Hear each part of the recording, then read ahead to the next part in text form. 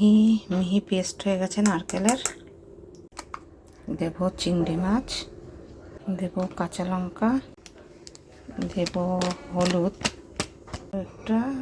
আবার একটু পেস্ট করে নেবো। এগুলো সব কিছু পেস্ট হয়ে গেছে। এবার এখানেও খানিকটা নারকেল বেটেছি, এখানে দিয়ে দেব। খানিকটা চিংড়ি দিয়েছি বেটে, আর খানিকটা দেবো এরকম আস্তে আস্তে গোটা গোটা। এবার ভালো করে এটাতে মিশিয়ে নেব। আর এতে দেব একটু সর্ষের তেল, দেব সর্ষের তেল,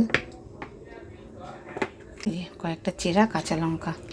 এবার আর একটু ভালো করে মিশিয়ে নিয়ে এটা রেখে দেবো মিনিট 10-15। কড়াই বসিয়ে দিয়েছি।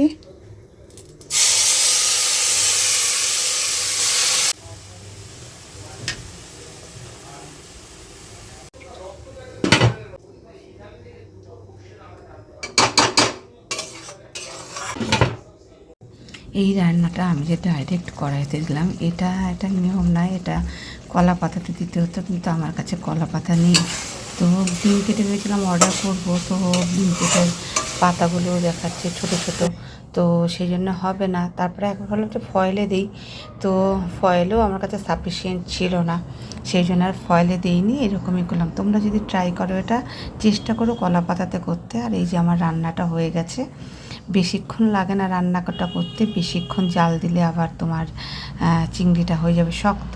তো করে দেখো, আশা করি ভালো লাগবে। আর গ্যাস দেবো একদম বন্ধ করে।